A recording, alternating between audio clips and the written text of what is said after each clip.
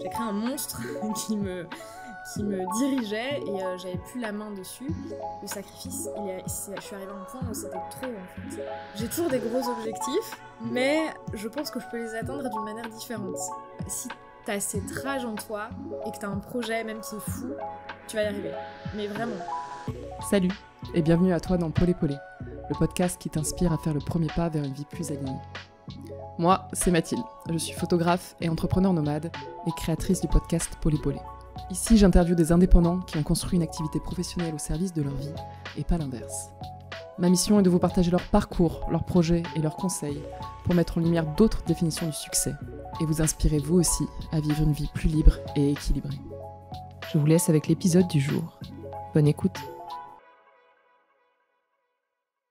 Salut Alexa. Salut Mathilde. Comment tu vas ? Ça va.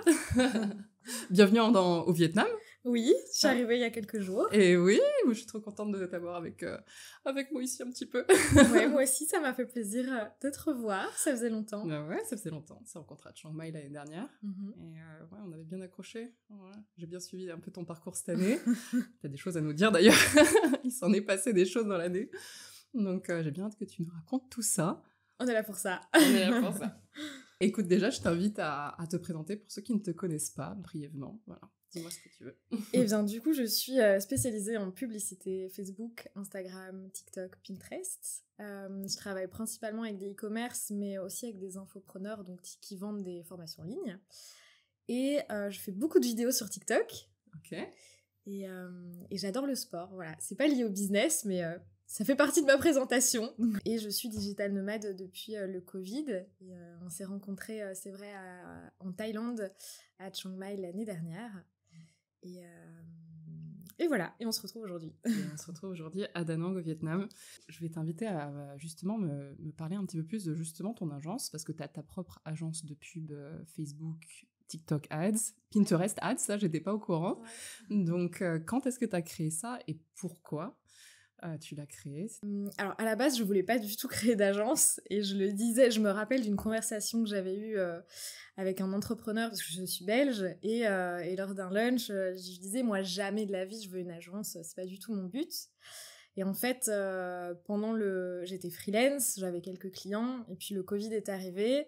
J'ai perdu tous mes clients parce qu'on a coupé les budgets pub, on a coupé les budgets marketing, et je travaillais beaucoup avec du B2B, mais qui avaient des boutiques physiques ou des entreprises physiques. Et donc avec le Covid, c'est les premières choses qui ont été, on va dire, qui ont été coupées.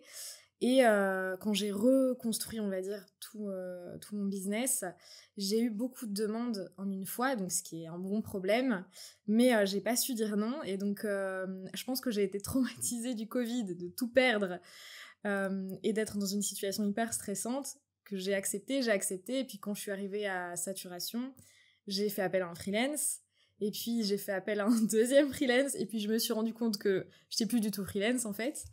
Et je suis même arrivée à un stade où je gérais plus les campagnes et c'était vraiment les freelances qui géraient les campagnes et moi j'étais sur l'aspect stratégique. Mais donc ça s'est fait en dépit de juste parce que j'arrivais pas à refuser les demandes que j'avais. Je suis vraiment passionnée de publicité, mais ça s'est fait malgré moi, si je peux dire ça comme ça. Comment t'aurais préféré gérer cette situation-là ? Je pense que j'aurais pas pu la gérer différemment à ce moment-là parce que j'étais, en tout cas avec le bagage que j'avais, les infos que j'avais et mon expérience, c'est la seule manière dont j'aurais pu gérer la situation.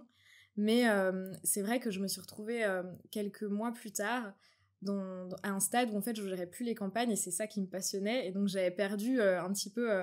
J'étais freelance parce que j'aimais faire de la pub, j'aimais bosser avec mes clients, être proche d'eux, les aider, les accompagner, et là je faisais plus que du management et j'aurais pu dire non, j'aurais pu arrêter. Il y a des freelances qui disent voilà moi je voudrais jamais avoir une agence, mais je ne saurais dire pourquoi, mais j'ai pas pu dire non.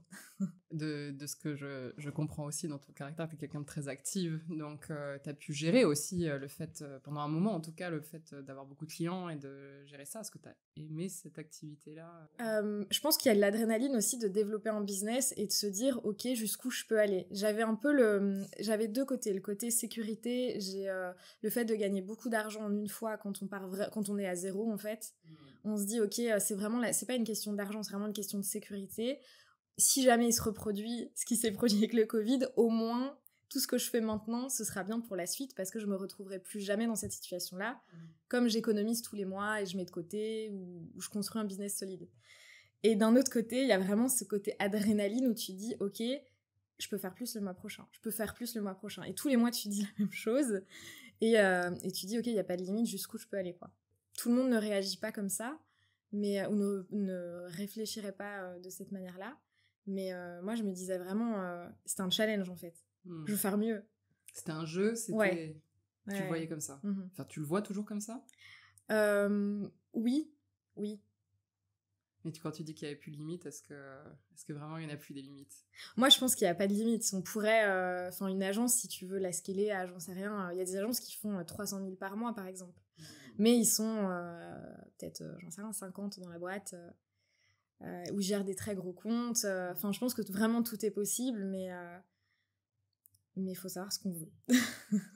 Et justement, je t'amène un petit peu plus aussi là-dessus, parce que du coup, quand j'ai lancé le podcast, t'es venu me voir un peu plus pour te confier aussi sur le fait que ouais, t'avais peut-être aussi justement un peu de saturation et que tu remettais un peu en question ce que tu voulais.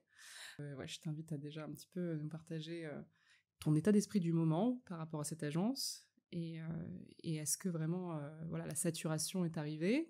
Comment tu te sens aujourd'hui par rapport à ça ? Alors, ton podcast est arrivé, c'est très drôle, mais au moment où j'étais en pleine crise de nerfs, crise existentielle par rapport à mon business. Et je me suis dit, ok, c'est incroyable parce que les personnes que tu interroges, c'est des personnes justement qui sont alignées avec ce qu'elles font, avec ce qu'elles mettent en place, leur manière de vivre.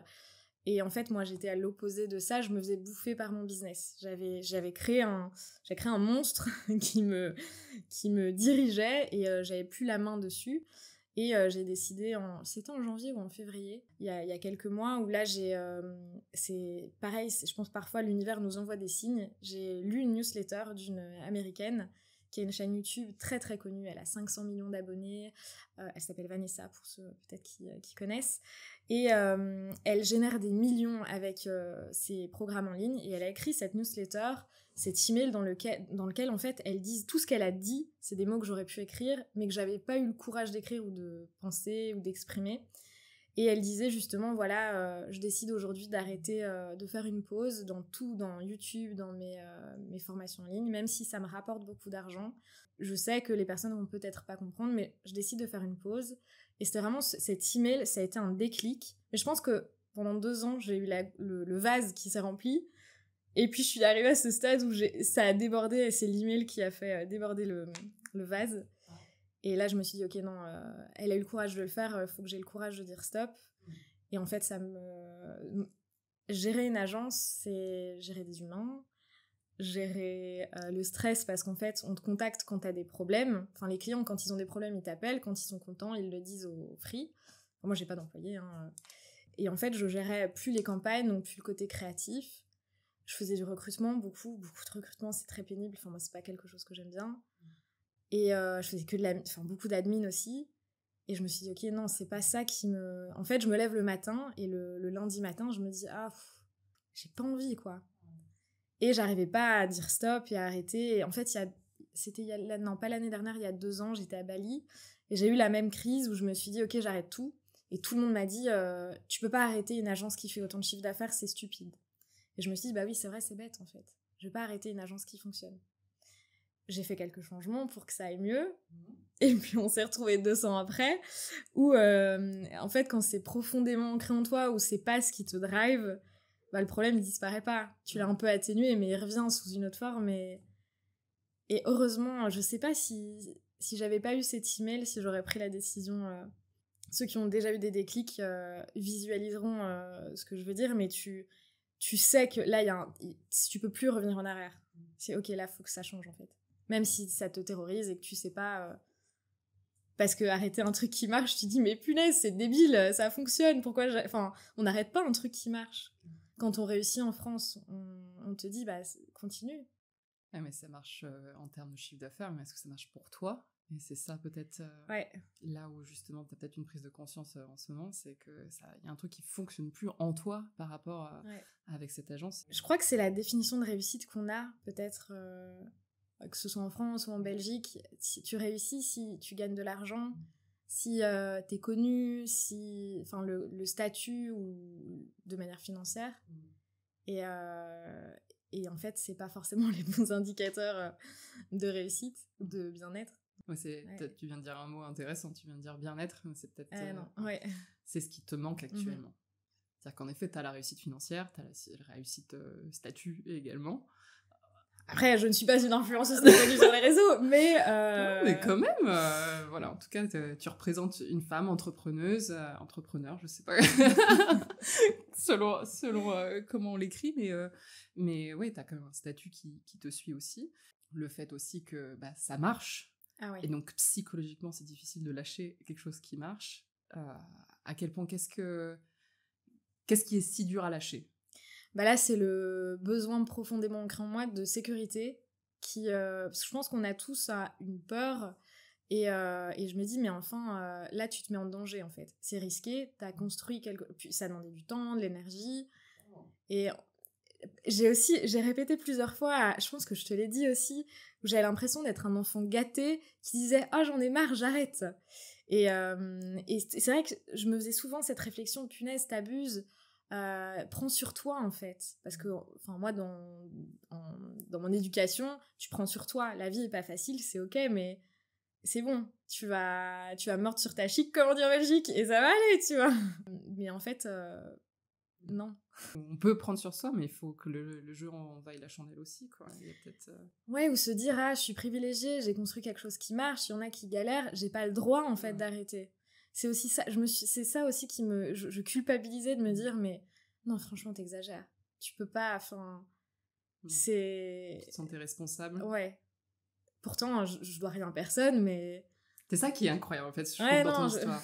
C'est que t'as créé ton agence, t'es complètement indépendante, t'as complètement le contrôle. Alors après, en effet, à toi de composer, parce que t'as des freelances, il y a des gens qui comptent sur toi, donc t'as une certaine responsabilité au-delà du soloprenariat où tu pourrais être toi toute seule derrière ton activité. Mais là, c'est vrai que t'as un peu plus de responsabilité, mais t'as quand même les rênes et les contrôles dans tout ça. Et du coup, tu t'es retrouvée, comme tu dis, avec un monstre que t'avais construit qui t'a avalé. C'est un petit peu ça.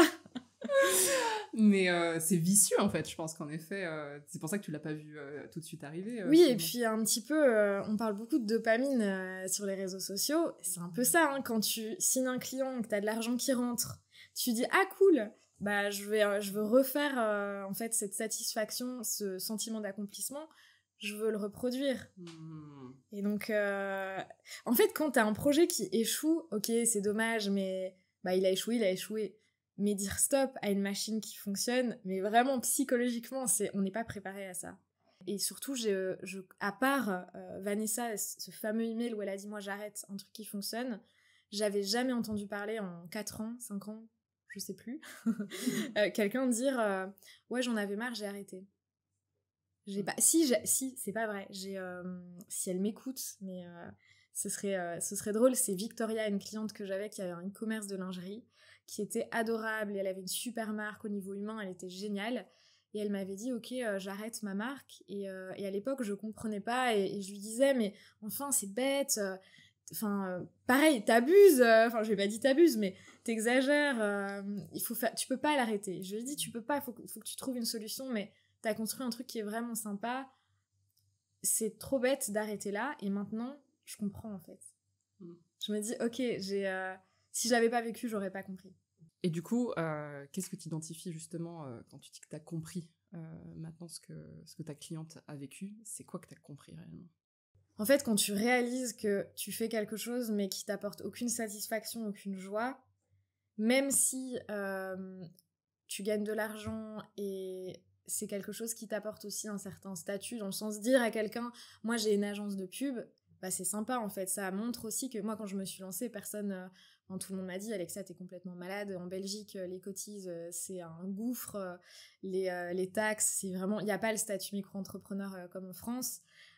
Je pense que les personnes ne croyaient que j'allais y arriver, on s'est dit non mais ça va te passer en fait. Donc t'as aussi le côté une certaine reconnaissance en fait quand tu dis que t'as créé une agence, on se dit ah ok elle a quand même créé quelque chose de solide, c'est pas du vent ce qu'elle fait, Et le fait d'arrêter ça, on pourrait se dire, ok, mais si tu mets dans la balance ta satisfaction et de l'autre côté l'argent, le statut, la reconnaissance, on pourrait se dire, ok, c'est un petit sacrifice par rapport à ce que tu gagnes. Mais en fait, le sacrifice, je suis arrivée à un point où c'était trop, en fait. Après, Victoria, je sais pas quelles étaient ses raisons à elle. Ce point où tu dis, ok, j'en peux plus et il faut que ça s'arrête, même si personne comprend. En fait, je me rappelle vraiment lui avoir dit avec toute la passion que j'avais pour son business. Et je lui ai dit, mais vraiment, c'est trop bête. Et même, je me rappelle vraiment de l'émotion et l'énergie à laquelle je lui ai dit, mais non, tu peux pas faire ça. Maintenant, je sais que j'imagine ce qu'elle devait traverser. Ouais. Peu importe, en fait, ses raisons à elle. Le sentiment elle-même. Ouais, c'est ça. Si elle avait décidé que c'était fini, en fait. Enfin, peu importe que ce soit un chouette projet ou pas, c'est personnel, je pense. Ouais. Enfin, à l'intérieur, tu le sais, ok, non. Et là, c'est ce que tu ressens en ce moment, tu te dis, là, tu le sais. Ah bah, là, ici, à l'heure où on parle, ouais. J'ai fait des changements et je gère plus l'agence. Ok, alors tu peux nous en dire plus, c'est quoi les changements que tu as entrepris ? Du coup, je reste l'image de l'agence, ça reste mon agence, mais c'est plus moi qui la gère. J'ai réfléchi à la vendre. Je me suis dit, je pourrais la vendre, mais ça implique beaucoup de choses administratives. C'est pas simple de vendre une société, surtout que mon siège social n'est pas en France, n'est pas en Belgique non plus. Donc, ça me semblait trop compliqué de la vendre. J'aurais pu trouver un associé et faire racheter mes parts, on va dire, mais c'est pas donné, en fait. Quand j'ai fait expertiser la valeur par une personne qui est experte là-dedans, qui m'a donné le montant de ce qu'elle pourrait valoir, et combien ça coûterait de racheter les parts, c'est pas donné, quoi. Donc, je me suis dit, voilà, ça reste la meilleure option pour l'instant, mais c'est difficile parce que comme je l'ai pas vendu et comme j'ai pas un vrai associé légal, je dois vraiment me faire violence pour me dire, ok, j'ai tourné la page, je reviens pas en arrière. Ouais. Même s'il y a des clients qui arrivent, même si j'ai des leads, c'est ce qu'on en parlait ce midi, j'ai des leads qui viennent parce que maintenant il y a un peu de bouche à oreille, me forcer à dire non, c'est plus moi qui gère. C'est pas moi qui les rêne, en fait. Ça, c'est contre-intuitif pour toi, surtout que t'as dit, même tu disais pendant le Covid, t'as dit oui à tout. Non, mais oui, mais là... T'as le oui facile. Ouais. Parfois, on se dit, ah oui, mais en fait, peut-être que c'était pas si compliqué que ça, c'était peut-être juste une passade où j'en avais marre, et le fait d'avoir pris une pause maintenant, je peux peut-être reprendre, et je sais que non, j'ai écrit, j'ai fait un petit tableau Notion avec une page qui me dit, ok, pourquoi, toutes les raisons pour me rappeler, ne reviens pas en arrière, ne fais pas justement ce chemin de pensée où tu te dis, ouais, mais ça va, c'était pas si dur finalement, je veux pas revenir à ça, parce que je veux me rappeler pourquoi... toutes les raisons qui ont fait que c'était le bon moment de dire stop. Ouais, c'est un processus contre-intuitif d'arrêter un business qui tourne. Enfin, d'arrêter. Du coup, là, je l'ai pas arrêté. Ouais. J'ai pas fermé ma boîte. Je pense que ça, psychologiquement, je suis pas prête. C'est trop tôt. C'est trop tôt, et est-ce que t'en aurais envie réellement de la fermer concrètement ? Non, et en fait, moi, ce qui me plaît, et d'ailleurs, le mois dernier, j'ai accepté pour la première fois de reprendre une cliente en ads, où c'est moi qui gère le compte, parce qu'en fait j'adore faire de la pub, et c'est une chouette marque, c'est dans les cosmétiques, c'est un bon feeling avec la créatrice. Ça m'est pas arrivé depuis 4 ans. Je gère mes campagnes à moi de pub, et je fais du conseil, mais c'est plus moi qui mets les mains vraiment dedans, et ça m'avait manqué. Ouais, c'est intéressant ça, parce que du coup de redire non et de remettre des bases saines pour toi, et ça tu le sais, c'est ta priorité, et en effet c'est contre-intuitif pour le moment, mais tu reconsolides quelque chose qui est bien, et après en effet c'est toi qui as les rênes. Si tu as envie de reprendre un contrat qui lui t'apporte et tu retrouves ce plaisir d'ads à ce moment-là, c'est que tu as la liberté de pouvoir toujours le faire, du fait que tu n'as pas fermé ton agence, mais il faut faire très attention à ne pas retomber dans tes vieux démons, de dire oui à tout. Oui, et on m'a dit, mais pourquoi tu reprends pas alors ton statut, on va dire, entre guillemets, de freelance, où je gère mon compte, gère... Et en fait, ça m'intéresse pas, parce que moi, ce qui me plaît dans le business, c'est de voir jusqu'où je peux aller pour le développer. Donc si je gère des comptes, je vais être limitée. Ça, il y a plus de jeu, en fait. Le jeu, il est terminé la partie est terminée avant d'avoir commencé, donc... Le jeu, c'était le business. Ouais. Donc oui, il y a le fait d'accompagner des entrepreneurs, c'est très sympa, mais oui, il n'y a pas de challenge en fait. Donc, parce que la question s'est posée de je peux juste ne pas avoir d'agence et être freelance, mais c'est pas moi. Du coup, là, pour cette nouvelle phase de vie que tu entames, c'est quoi un peu l'équilibre que tu souhaiterais réavoir, que tu n'avais plus avec l'agence, et c'est quoi les nouvelles bases que tu as envie d'établir? Quelle va être ta journée idéale, par exemple? J'ai pas de journée idéale parce que je fais vraiment plein de choses différentes. Ouais. Mais j'adore créer du contenu, faire des vidéos. Okay. Ça, c'est quelque chose que j'ai envie de garder. En fait, j'ai une passion pour créer des tunnels de vente. Donc, lancer des business, créer des pages de vente, des tunnels de vente, faire des trucs automatisés avec de la pub, évidemment. C'est vraiment quelque chose que j'aime bien. Et là, j'ai un projet parallèle à mon entreprise que je suis en train de lancer. Et pareil, c'est un peu l'excitation de refaire un tunnel en partant de zéro. Donc, okay. C'est attrayant. C'est aussi un projet créatif. Et puis, j'ai des programmes d'accompagnement. Et là, je suis vraiment 100% focus sur ces programmes d'accompagnement. C'est toujours lié à la publicité. Mais je sais que l'agence est gérée par la personne qui a les clés. Et donc, moi, je peux vraiment me concentrer sur le développement des programmes. Et en fait, je me suis rendu compte, c'est complètement aberrant, mais les programmes me demandaient beaucoup moins d'énergie et d'efforts et étaient beaucoup plus rentables. Tu peux détailler un petit peu plus, justement, c'est quoi tes programmes Oui, pardon. C'était un cours en ligne et en plus, tu as du coaching. Donc, je suis mes clients toutes les semaines pour les aider à mettre en place leur campagne, on voit leurs offres, leur positionnement de marque, leur image de marque, leur stratégie. Enfin, c'est vraiment... Il y a un support, mais il y a vraiment du coaching. Et le truc avec l'agence, c'est que c'est peut-être plus difficile à développer. Trouver des clients quand personne te connaît en étant une agence, c'est un gros défi et c'est pour ça qu'il y a quand même peu d'agences. On se rend pas compte à quel point développer une agence, c'est difficile quand t'as pas de bouche à oreille qui fonctionne pour toi. Et surtout en Facebook Ads, où déjà c'est un domaine très masculin, il y a beaucoup de concurrence. Mais l'avantage, c'est que quand moi j'ai des clients, ils sont là depuis 3 ans en fait. Donc c'est très... t'as de la sécurité, c'est rentable. Ça demande beaucoup d'énergie. Qu'il y ait des programmes d'accompagnement, c'est plus... j'ai le mot flow qui me vient, tu vois. C'est vraiment t'es dans le flow, en fait. C'est simple, c'est plus aligné avec toi aussi, peut-être. Ouais. Donc je me focus là-dessus et sur mon projet créatif. Mais la créativité m'avait beaucoup manqué. Ouais, ça, c'est intéressant. Ouais, t'étais vraiment focalisée sur le business et...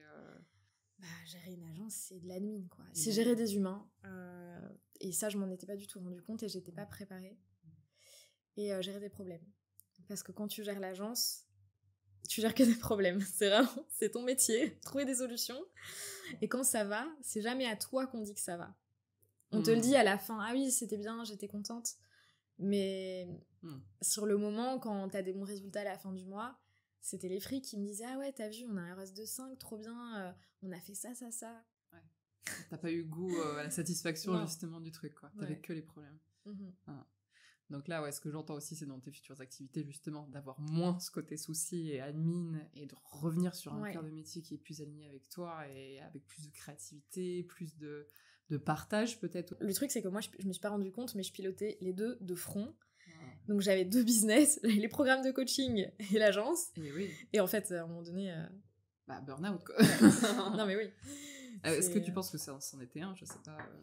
À Bali, j'étais pas loin. Mais en fait, j'ai cumulé... c'est de ma faute.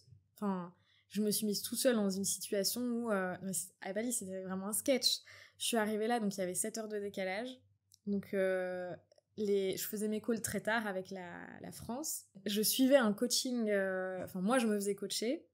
Et les coachings de groupe, je pense que c'était de 22h à genre 1h du mat, vu qu'il y avait le décalage avec la France. Et à cette époque-là, mon business manager a planté. Ils ont fait une erreur, ils me l'ont bloqué. Et pendant 1 mois, tous les jours, j'étais au téléphone à m'énerver sur Facebook, alors que ça sert à rien de s'énerver, parce que ils en peuvent rien. Voilà, c'est Facebook. En disant, mais c'est une erreur, vous avez fait n'importe quoi, je veux réactiver mon compte, en fait. Moi, j'ai dû trouver des combines pour pouvoir trouver des solutions.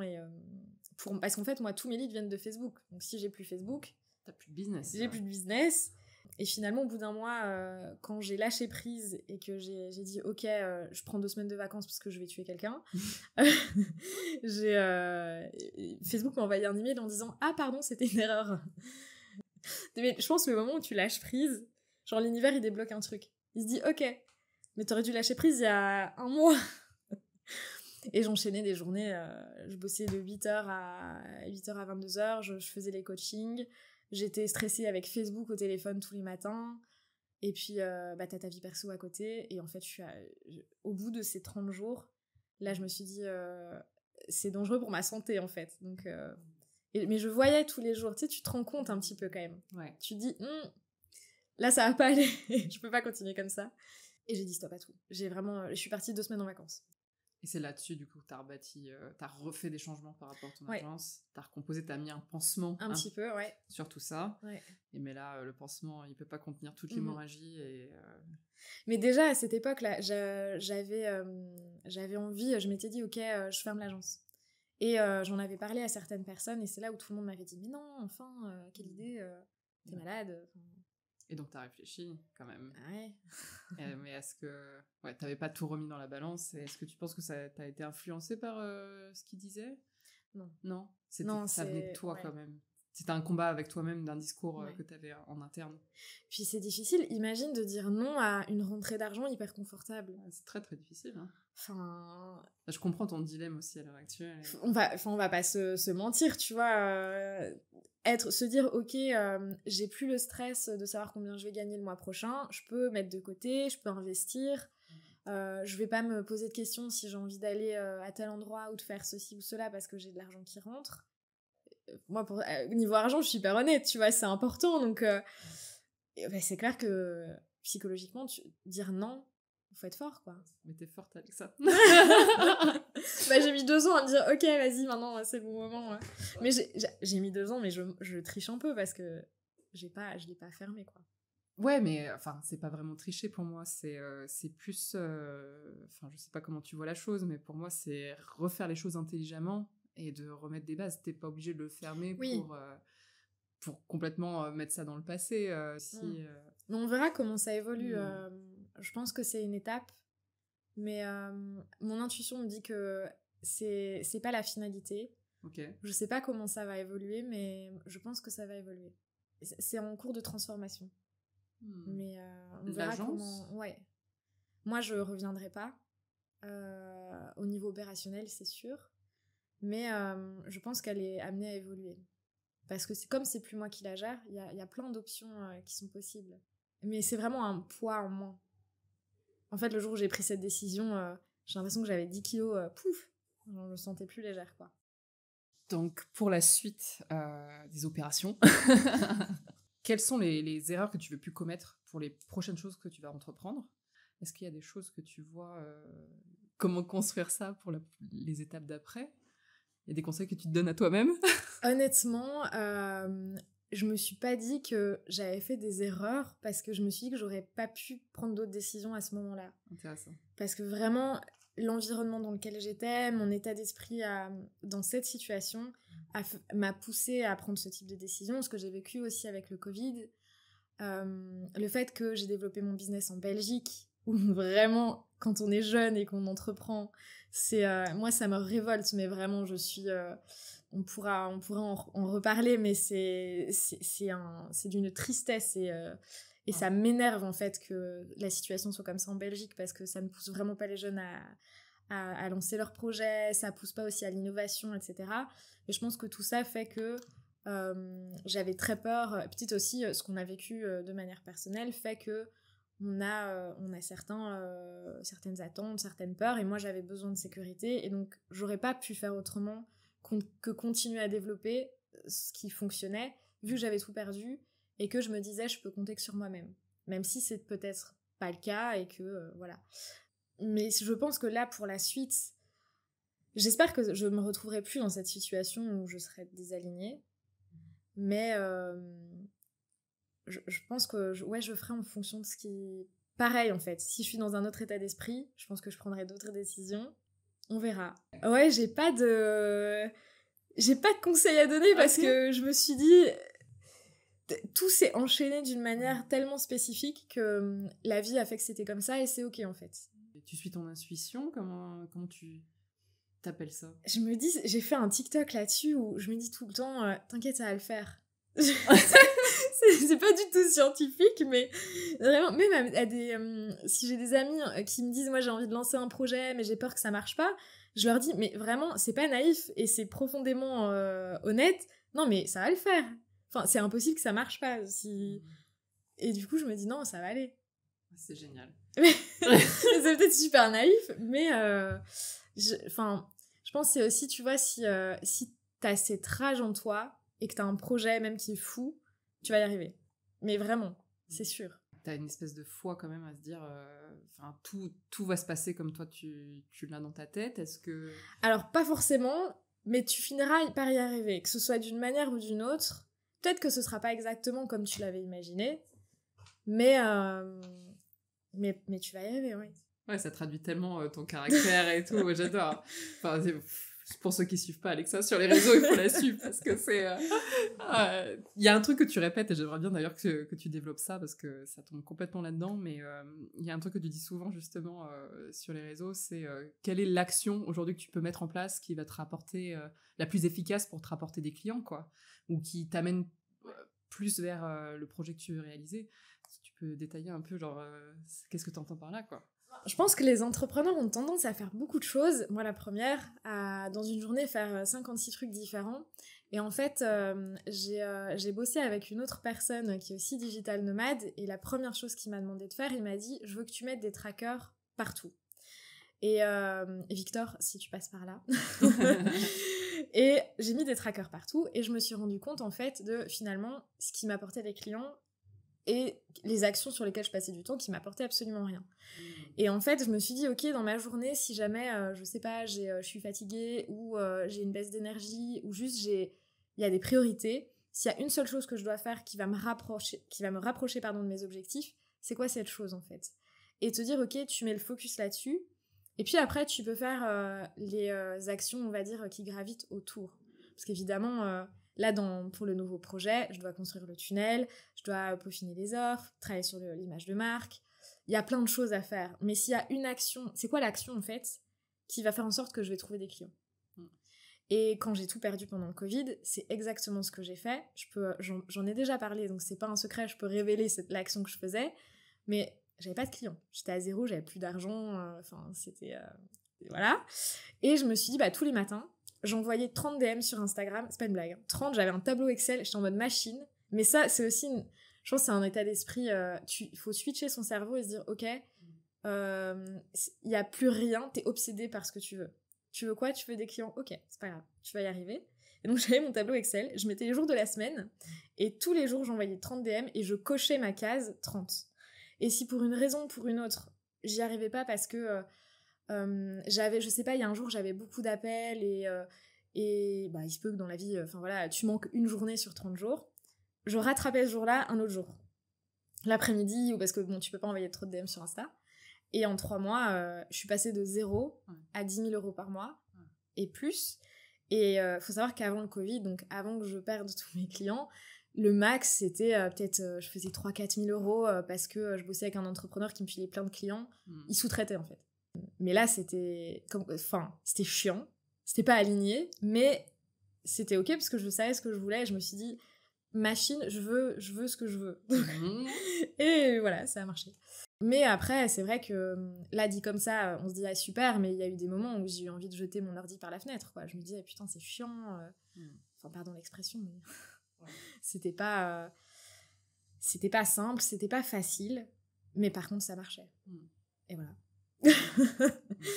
Donc c'est un peu l'action, voilà, c'est un très bon exemple de qu'est-ce qui va faire que tu vas avoir ce que tu veux avoir. Ça peut être pas forcément des clients, ça peut être je sais pas, tu veux plus de temps dans ta journée, qu'est-ce qui va faire que tu vas y arriver.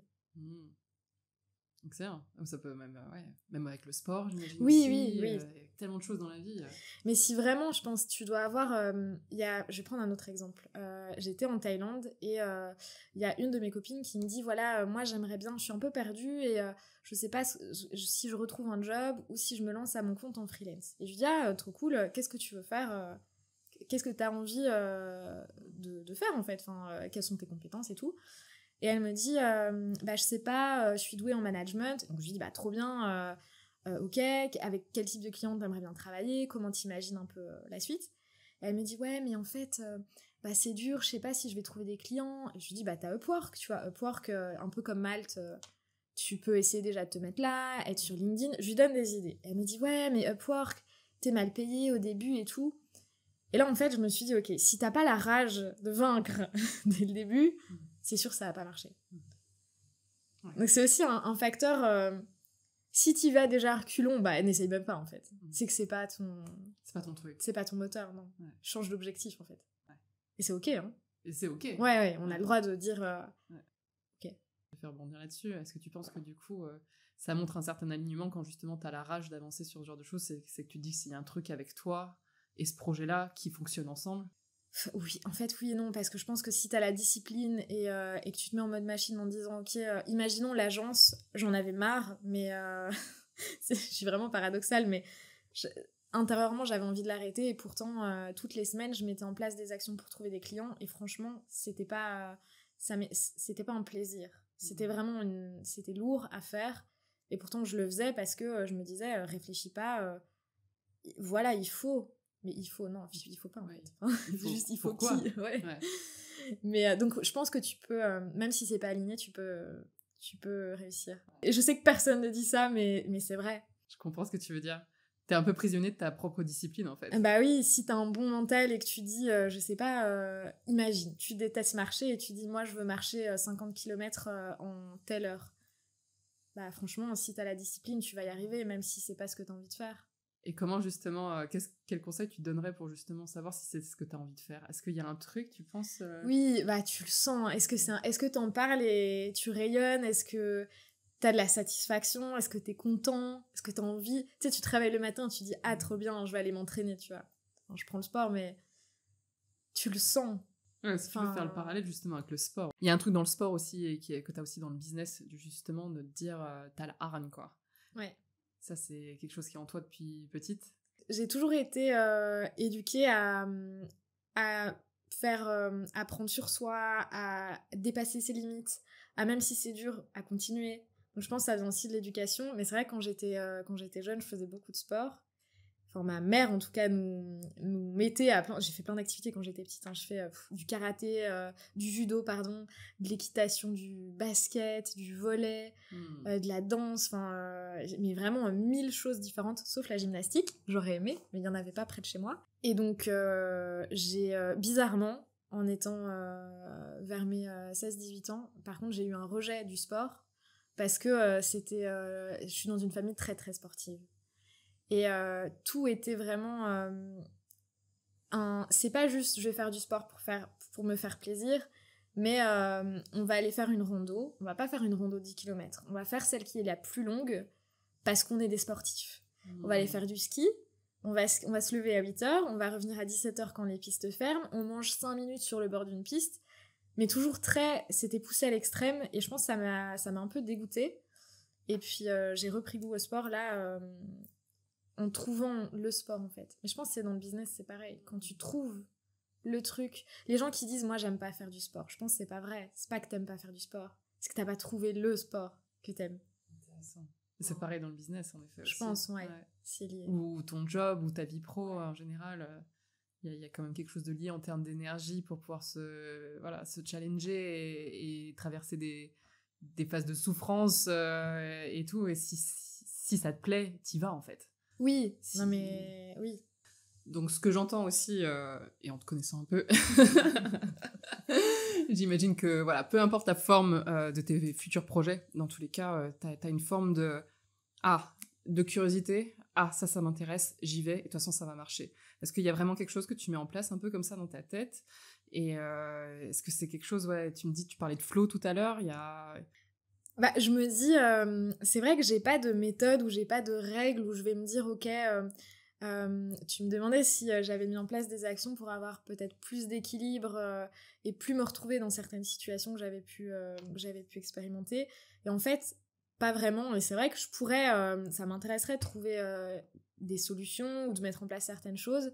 Mais je me dis plutôt go with the flow, en fait. J'ai vraiment ce... Je me dis, je vais le sentir. C'est compliqué à expliquer parce que j'ai pas certaines personnes se disent ok, moi je veux travailler moins et donc je vais travailler, j'en sais rien, 4 jours au lieu de 6 jours semaine.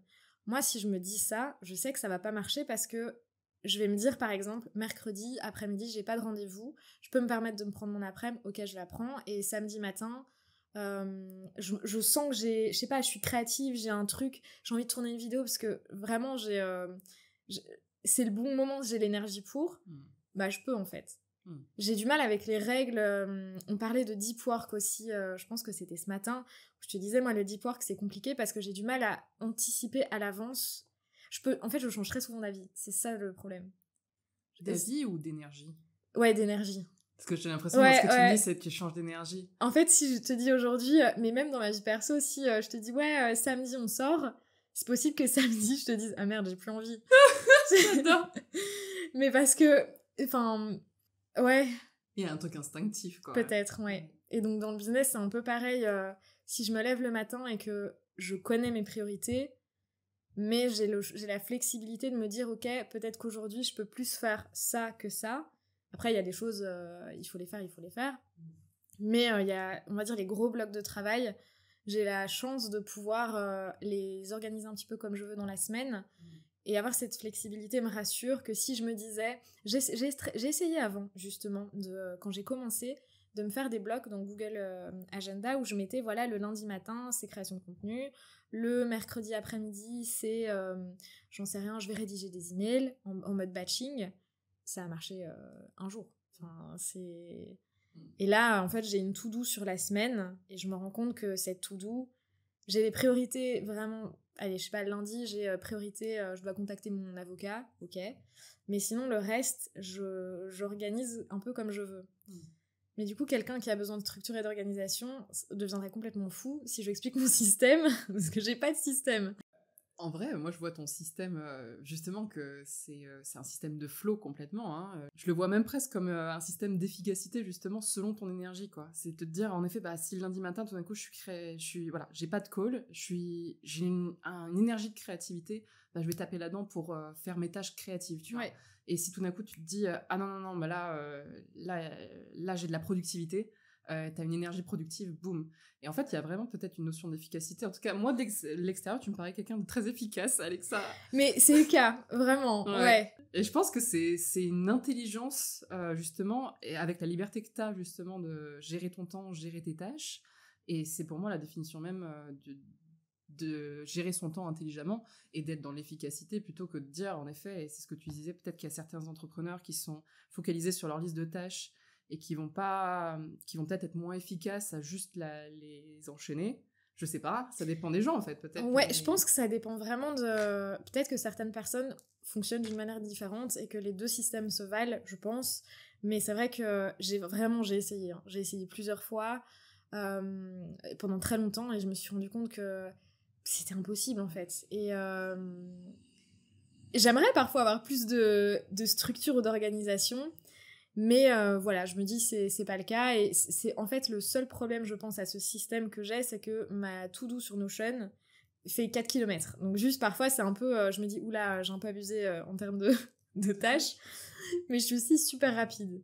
Certaines personnes sont très lentes mais vont faire les choses très parfaitement, de manière très minutieuse, ça va être très beau, très bien fait et j'admire ce genre de personnes. Moi je suis plutôt de la team vas-y on va vite. Et s'il y a des petites erreurs, c'est pas grave. Genre un lien qui bug sur mon site, bon c'est pas grave, au moins il est sorti et c'est ok. Mais du coup, c'est vrai que je suis vraiment très très rapide et quand j'étais plus jeune, j'étais en stage, mes maîtres de stage me disaient c'est impossible que t'aies fait ça en 1 heure. Et je leur disais mais bah si, enfin, je vais pas chercher midi à 14h, je l'ai fait et c'est bien fait. Alors oui, tu peux chipoter sur un petit truc ou pas, mais T'es une loi de Pareto intégrée, toi. C'est 20% des actions qui te rapportent 80% des résultats.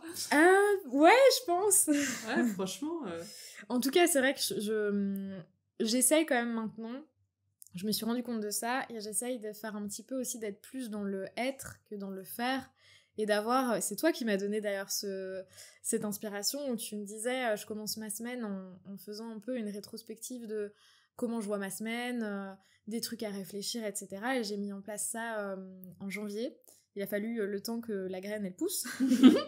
Mais je me prends le lundi 2 heures où j'ai une petite... sur Notion, une petite page à réfléchir. Ou si j'ai envie de lire un livre... là, je lis un livre trop bien sur l'état d'esprit des athlètes, justement, qu'on peut appliquer dans sa vie de tous les jours. Et ça fait du bien, en fait, de faire des pauses. Enfin, des pauses. Des pauses où tu ne fais pas, mais tu réfléchis. Intéressant. Et je pense qu'il faut trouver le bon équilibre. Moi, j'étais trop dans le faire. Et implémenter ça un petit peu, ça fait vraiment du bien. Et je me sentais beaucoup plus sereine pour commencer la semaine. Donc, super conseil. Enfin, en tout cas, moi, quand j'ai commencé à implémenter ça, des fois, j'avais l'impression de me dire, bah non, je tue 2 ou 3 heures dans ma semaine où je fais pas. Et je suis, en effet... bon, pour ceux qui... Enfin, je raconte vite fait ma morning routine du lundi, mais je fais du yoga, après je vais marcher dans la nature, près de l'eau si c'est possible, avec zéro musique, rien, et je laisse mes pensées filer. Et après un moment d'intégration, après je passe en journaling, que je fais en vocaux, et je... Ah ouais, ça je savais pas. Voilà. Donc j'ai quelques questions par semaine que je me pose, pour justement... je peux même les partager, mais je me pose la question de déjà comment je me sens à l'heure actuelle, pour pouvoir conscientiser mes émotions à ce moment-là et ce que je ressens. Pour me remettre un peu dans le moment présent, justement. Et après, je me pose la question de c'est quoi mes intentions de la semaine. C'est pas des objectifs, c'est des intentions. Et la troisième chose, c'est 3 choses qui se sont passées dans ma semaine pour lesquelles je suis reconnaissante. Et du coup, je redémarre avec des bonnes bases et une bonne énergie, en fait. Et du coup, il y a plus un flow dans ma semaine maintenant, où aussi je fonctionne par plage horaire. Je sais que l'après-midi, en général, je suis moins efficace. Le matin, je suis plus créative. Et donc, il y a aussi... J'essaie de composer entre organisation et flow, mais en termes, je pense qu'en effet, quand tu as des business où tu as à la fois de la créativité et à la fois des tâches administratives, à la fois des choses concrètes à faire, il faut pouvoir gérer les 2 énergies et en profiter pour que ce soit du carburant pour être le plus efficace dans sa semaine. Donc, Après, moi, j'ai toujours des objectifs. Hein. C'est plus, j'ai plus de plages prédéfinies à faire à tel jour, telle heure, mais c'est clair que mes objectifs sont hyper... je le dis souvent, hein, si t'es pas obsédé par tes objectifs, tu vas pas les atteindre. Donc, mais c'est vrai que t'as la flexibilité de les mettre un peu comme... de les atteindre un peu à ta guise pendant la semaine. Ouais. Mais c'est pas évident de prendre du temps où tu ne fais pas... Enfin, quelqu'un qui est habitué à faire... Moi, quand tu m'as dit... je passe cette morning routine à ne pas être dans l'action. Pour moi, c'est très compliqué et c'est même un stress de me dire je sais pas méditer. J'ai essayé, c'est très compliqué.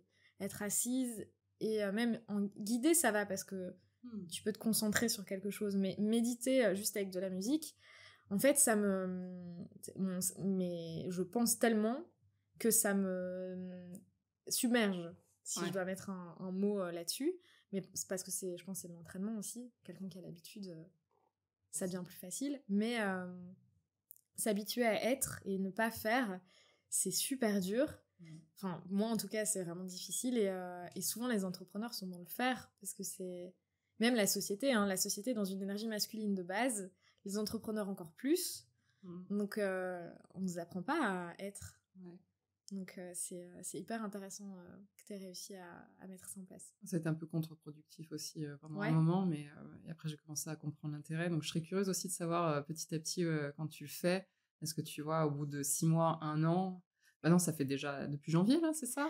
Je l'ai pas fait tout l'année. Mais oui, je sais que la journée où je prends du temps... Je fais du breathwork aussi, parce que la méditation, c'était pas mon truc.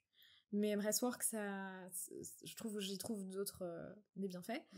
Et je vois vraiment la différence dans ma journée. Après, il y a des trucs... je suis très dans le biohacking, tu vois. Donc, il y a des plantes que tu peux prendre qui vont aider à être plus posée, à être plus concentrée, moins partout. Oui. Donc c'est aussi, c'est clair que je vois la différence quand je mets ça en place.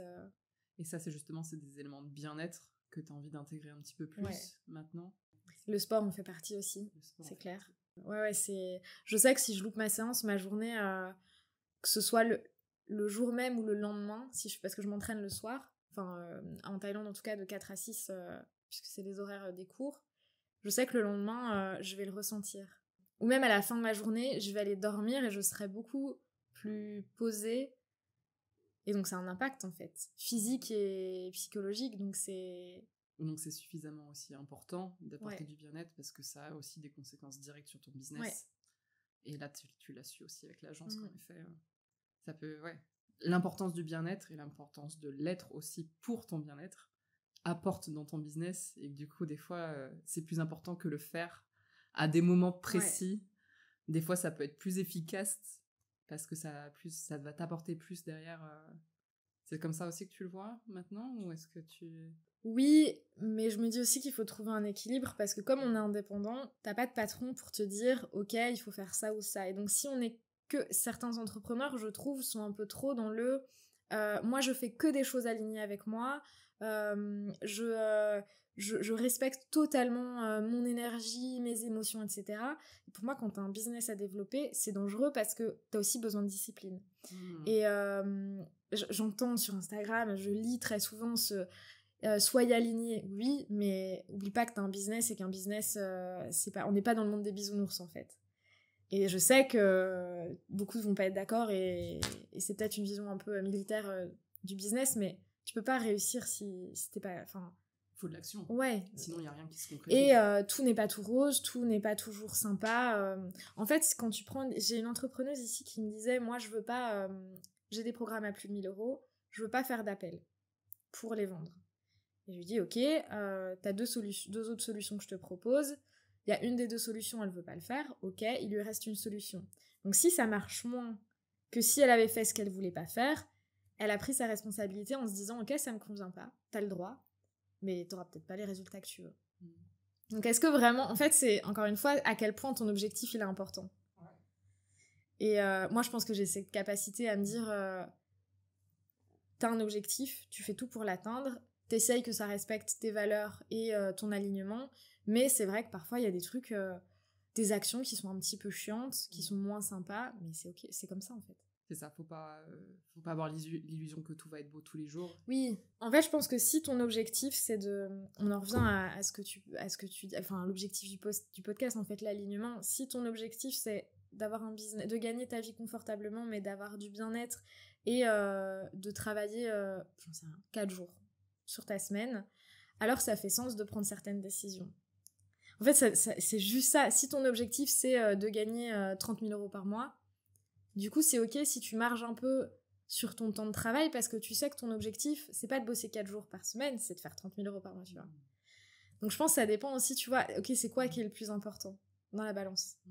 Et chaque objectif, quelqu'un qui a envie de travailler beaucoup pour gagner beaucoup, c'est ok. Quelqu'un qui a envie de travailler peu et gagner peut-être moins, c'est ok aussi. Enfin, j'ai pas de jugement. Pour moi, tout objectif se vaut et ok. Non, c'est génial de le voir comme ça. C'est très personnel, en effet.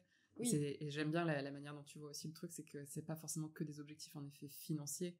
Ton objectif peut aussi être, selon certaines personnes, de... peut-être gagner moins, mais avoir plus de temps, avoir plus de liberté. Et il y en a d'autres, ça va être un certain chiffre d'affaires, une certaine sécurité pour l'avenir, et que tout se vaut, mais tant que chaque personne est alignée avec son objectif. Mais après, il faut pas... Enfin, ce qui me fait rire, c'est quand, justement, les entrepreneurs qui disent « Moi, c'est ok si je gagne pas beaucoup, si je travaille pas beaucoup. » Mais du coup, ils vont être frustrés parce qu'ils gagnent pas beaucoup. Ah, mais tu peux pas avoir le beurre et l'argent du beurre, exactement. En fait. Tu dois prendre une décision. Exactement. Donc, c'est là où tu dis c'est pas le monde des bisounours, quoi. Oui. Inversement, quelqu'un qui gagne beaucoup d'argent et qui travaille beaucoup, qui va se plaindre, oui, bah tu peux pas faire 30 000 si tu bosses 2 heures par jour. Enfin, faut être réaliste. C'est un peu ma situation. Quand je disais, j'ai une agence qui tourne, je travaille beaucoup, j'en ai marre, je veux arrêter, mais je veux gagner la même chose. Ben non, il faut être aussi honnête avec soi-même. Tu peux pas... c'est pas comme ça que ça fonctionne. Je vais pas voiler la face. Mais c'est ok. Mais c'est ok. Ouais, pour conclure, est-ce que du coup, ce serait une question d'objectif qui change pour toi, là ? de ce qui compte le plus. Ouais. J'ai toujours des gros objectifs, Oui. mais je pense que je peux les atteindre d'une manière différente. Voilà. Et t'as pas d'idée encore exactement Si, bah du coup, mon projet créatif projet créatif. L'autre projet dissocié de Digital Spark, c'est mes coachings. Je pense que si je mets l'énergie que je mettais dans l'agence, dans ces projets-là, je suis sûre que je peux faire le même chiffre d'affaires, même plus, mais c'est juste, en fait, il n'y a pas une manière de faire un business, et moi, dans ma tête, je pensais qu'il n'y avait qu'une seule manière de réussir, c'était avec l'agence, et en fait, non. Enfin... Ça peut être autre chose. Ouais, tout est possible. C'est juste le moyen d'y arriver. On va dire que le but final, il est là. Le moyen d'y arriver, j'ai juste changé de voiture, en fait. C'est pas grave. Elle est pas mieux, elle est pas moins bien. Elle est juste différente. Et c'est ok. Mais, j'espère qu'elle a pas tombé en panne en cours de route. Hein, mais... Tu changeras de voiture.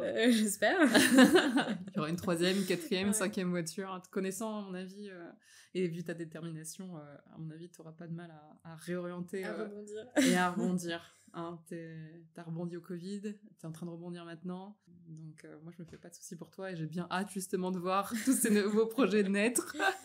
Et avec la hargne avec laquelle tu vas te challenger et accomplir tout ça. Trop hâte de voir. Donc, merci, Alexa. Mais c'est pas fini. Parce que du coup, tu m'as préparé logiquement une petite question à me poser. C'est comme ça que j'aime bien terminer les interviews. Donc, je te laisse la parole. Et bien, du coup, moi, je suis très curieuse de connaître quel est ton plus grand rêve?